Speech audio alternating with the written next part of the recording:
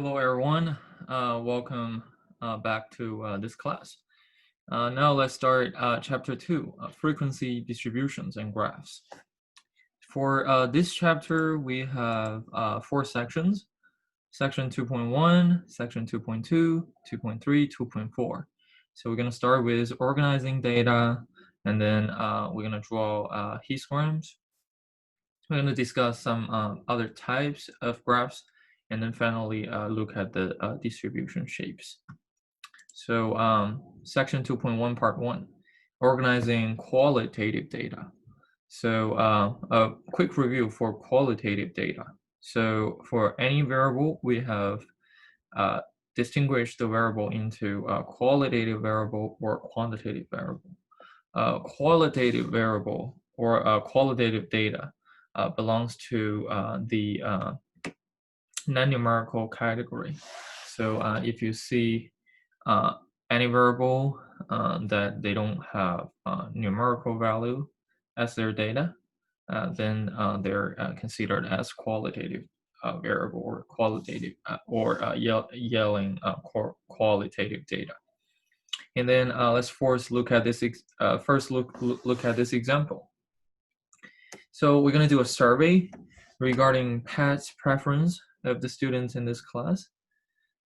So we have the following options.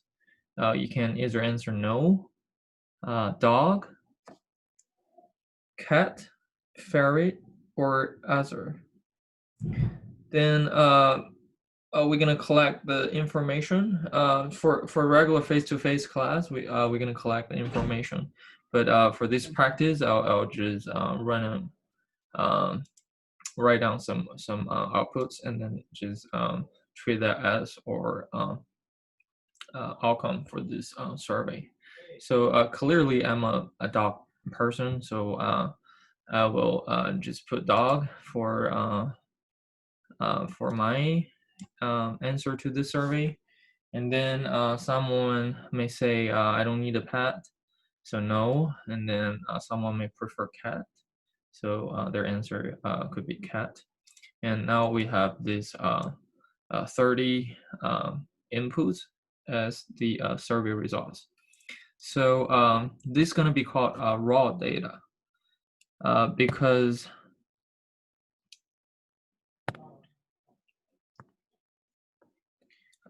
we haven't do any organizing for those data, or we say for this entire data set. And it is, again, similar to a bunch of data we saw from chapter 1. If we just look at this data set, we don't really know any information. So because of that, we always want to do some sort of organization for the data. And if we don't learn anything, just by common sense, we're pretty much gonna just count for each category. So we have how many students select no, how many students select ferret or other, cat, dog. So based on that, if we look at the raw data set, we have 2 no's, 1 ferret, 4 others, 6 cats, and then 17 dogs. So this is the organization, the more like the first step organization we can do for this raw data set. And then actually, this is the frequency distribution we're going to learn. It is the frequency distribution, but we're just going to make it look better by putting those information in a table format. So now let's look at the definition for frequency distribution. A frequency distribution is the organization of raw data in table form using classes and frequencies. The concept is pretty straightforward. And then we're going to look at the qualitative one. So qualitative frequency distribution, or we say categorical, is same as qualitative.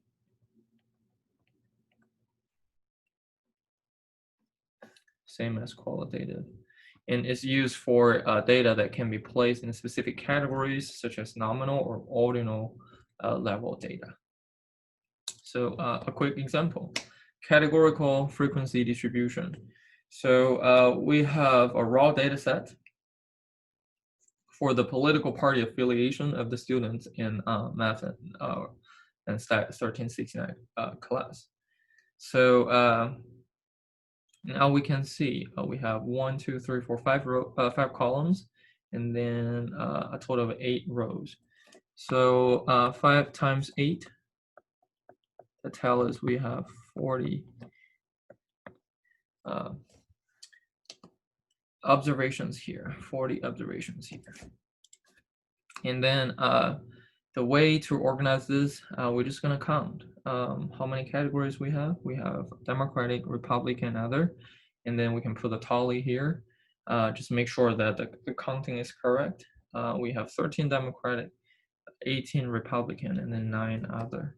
So one more thing to mention is after you finish all the frequencies, always add up those together, calculate the total. So this is important because you can compare this 40 with the total we just checked before. So 40 and 40, they're the same, so no problem. And another thing is this column tally, you can include or not.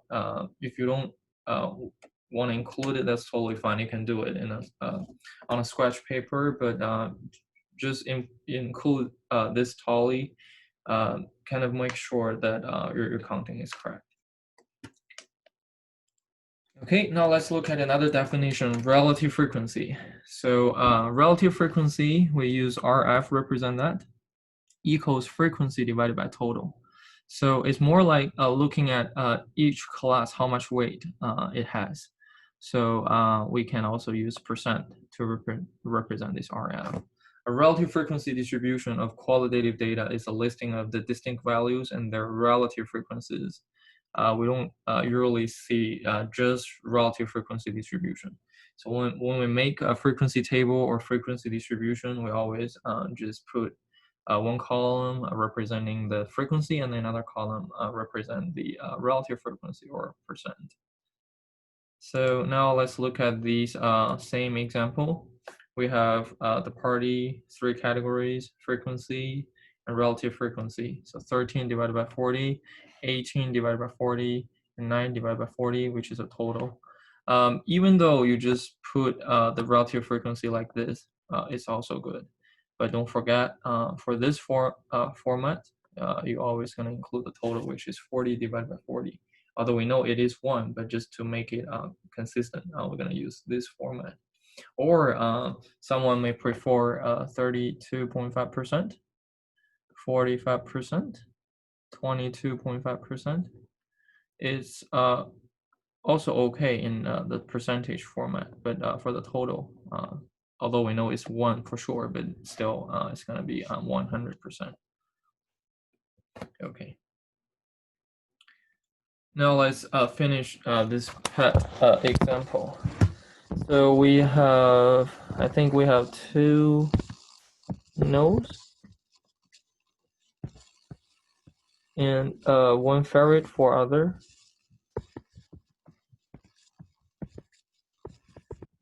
And 6 cats, 17 dogs. So let's see whether it is add up to 30. 11, 28, 30. Okay, no problem.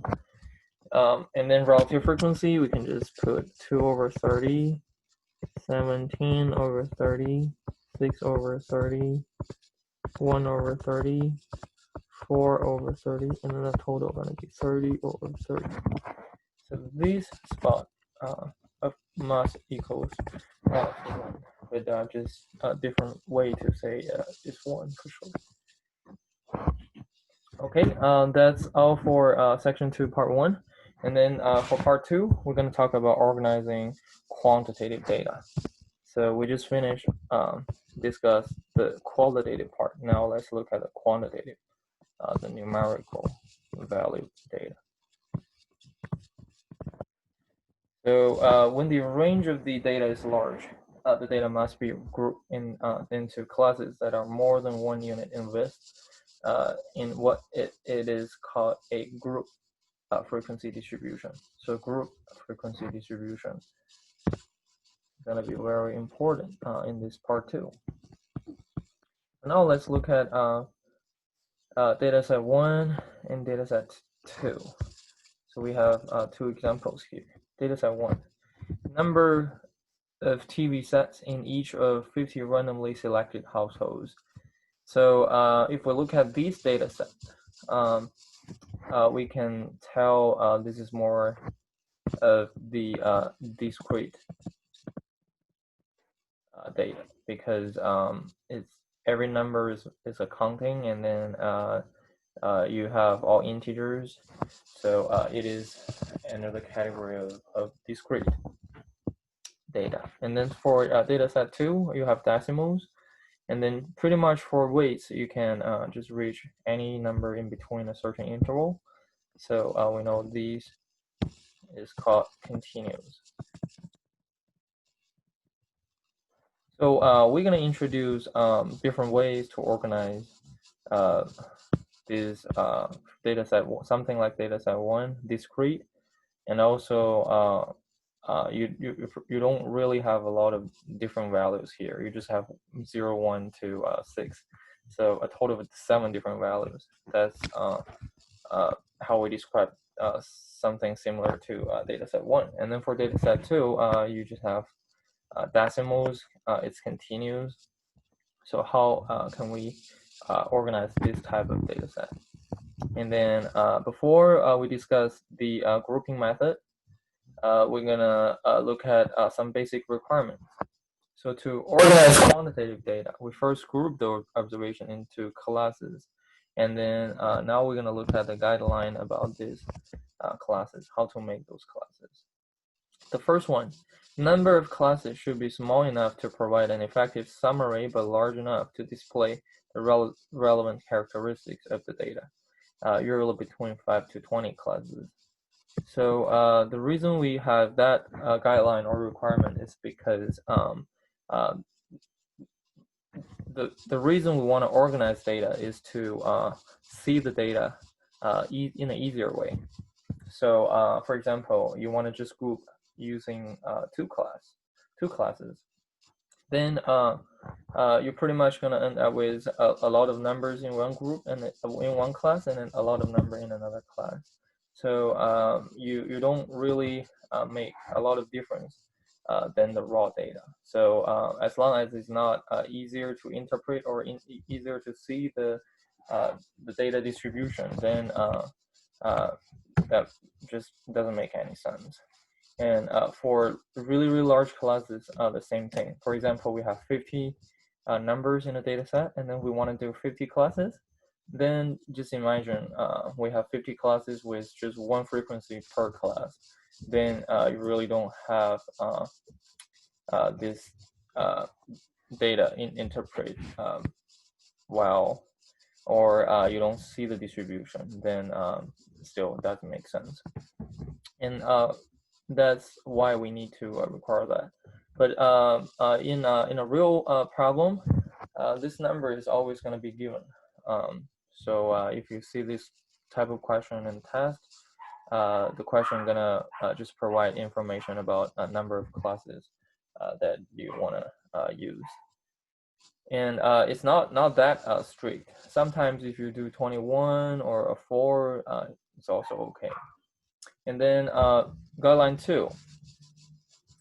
The classes must be exhaustive and mutually exclusive. So exhaustive means that you have the data class to be seamless, which means you always get a spot ready for the number to put in. For example, let's look at the violation of the exhaustive requirement. So why we say this is a violation? So if you look at data set 1, number of TV, you see a lot of 5s. So where do we gonna put 5 if we don't make it seamless? You have nowhere to put 5. Then that's a problem. That's an issue. So what we call it, the violation of the exhaustive guideline. And then now let's look at a violation of the mutually exclusive one. So for example, for two TVs, if you have two classes all include or has some overlap, then you don't know where to put two. So it's still a problem. We call it violation of mutually exclusive. So to be similes and no overlap, that's the second guideline. The third one must have all equal length, same width. So again, this equal length or same width requirement is again for just interpret the data well, or you want to just look at the shape of the data, how the data distributed, and then want to uh, uh, make it easier to see. You don't want to have a majority of your numerical value in one class and maybe just one small range for really small numbers of data in there. So that will be a problem, an issue. So we must have equivalence requirement. So these are the guidelines for the grouping or preparation for organized quantitative data. And then now let's look at the grouping method. So we're going to introduce two grouping methods. Single value grouping, that's we already see that that's pretty much for data set 1, and cut point grouping, that's for data set 2. So for single value grouping, when to use that? When we have discrete data in which there are only a small number of distinct values. Data set 1 is exactly like that. So only 7 different distinct values. So we're going to use this single value grouping. For cut point grouping method, we're going to use it when the data are expressed as whole numbers, but just with too many distinct values. So we cannot use single value grouping. We're going to prefer this cut point grouping method, or when the data are continuous and are expressed with decimals, like data set 2. So now let's look at how to do this single value grouping. So let's go back to this data set 1, TV sets, number of TV sets in each of 50 randomly selected households. And then for single value grouping, it's pretty much similar to the categorical or the qualitative one. You have different categories, more like you have different categories. You just put the categories there as the class, and then just count how many numbers you have for this class. So in this case, we just put 0 to 6 in a increasing order, and then count for frequencies. We have 1 0, 16 ones, 14 twos, and so on. And make sure you have 50 in total for the correct counting. And then, of course, when you have frequency, you can definitely have relative frequency, which is the weight for each class, if we look at the big picture. Now let's look at the data set 2, which we're going to use cut point grouping method. So for cut point grouping method, we have some steps to follow. The first step is to rank your data from the smallest to the largest. So this data set has already properly sorted. So the first step is pretty much done. And then step 2, we're going to choose the desired number of classes, usually between 5 to 20, and it is going to be given. For this one, since 13 numbers is really, really small, even we use 5 classes, going to be a lot of bars for the future graph. So we're going to choose just 4. Slightly less than 5 make more sense for these specific data set. And then, so now step 2, it is given to use 4 as the proposed number of classes. So why we say proposed? Because all we need to do is to organize the values and then make it easier to see or easier to interpret it. Then we don't want it to be exact. As long as it shows the shape, shows how it looks like, how the data distributed, then it is fine. So we propose 4 classes. Based on future calculation, it could be end up with 3 or 5. It's all okay as long as it shows the shape. And then we're going to go to step 3. We're going to calculate something called range. So range is the largest number in your data set minus the smallest number in your data set. So for this one, we're going to do 278.8, 278.8, which is the maximum, minus 129.2, which is the minimum. So we're going to calculate this. 278.8 minus 129.2, and which is 49.6, and that's the range. And after we get the range, we're going to calculate the width. Because we have a proposed number of classes, we can use the range 4 divided by that number of classes to get a width. So, so we're going to calculate this width. Width equals 49.6 divided by 4. So 49.6 divided by 4, that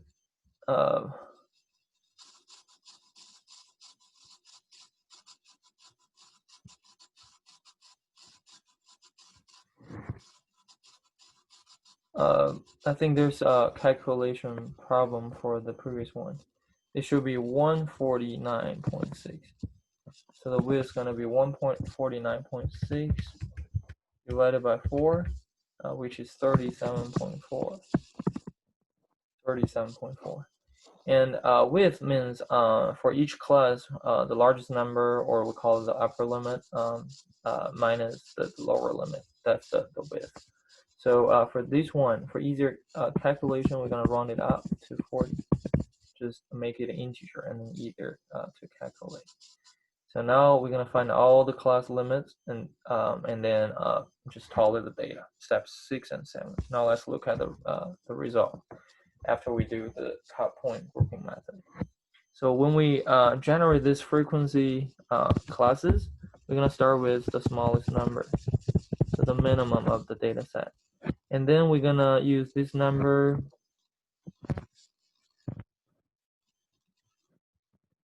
plus the width, which is 5. This is the minimum.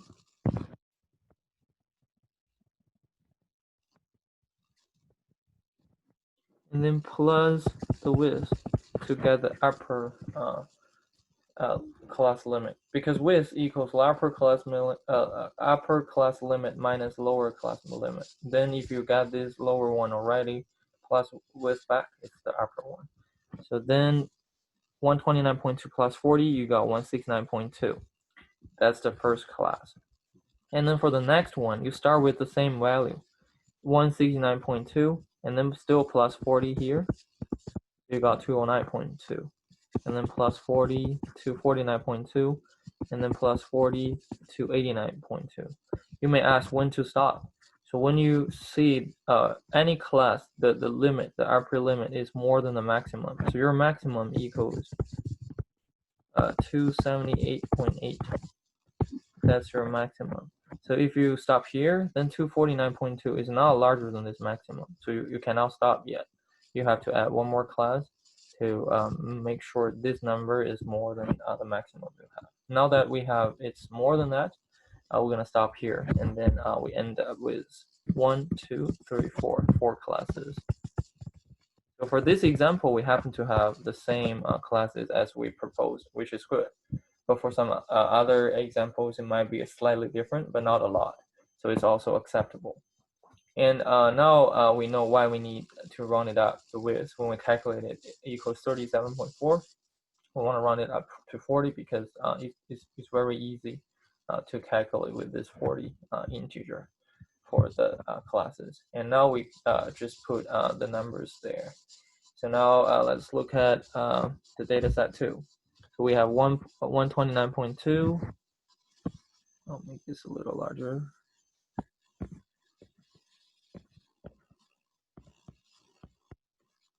We have 129.2, we have 142.8 up to 169.1. So we have 6 values, so we put the number 6 here.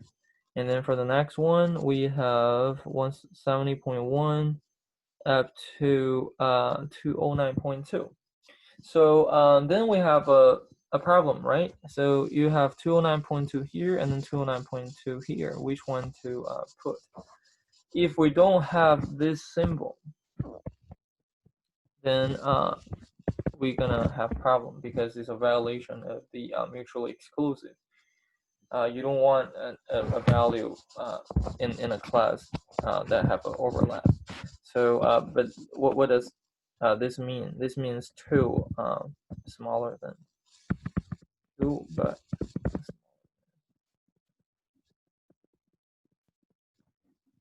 so 129.2 in the first class is inclusive. And then we want a class to 169.2 to get there, but not include in this class. Just touch, but not include. So this is exclusive. For next class, we have 169.2 here to 209.2, but exclusive. And then 209.2 is inclusive in the next class. That way, we have the classes to be similes and mutually exclusive. So now if we have 209.2, then we know where to put it. It's going to be in this third class. That's why we have a count 1 here. And so on and so forth.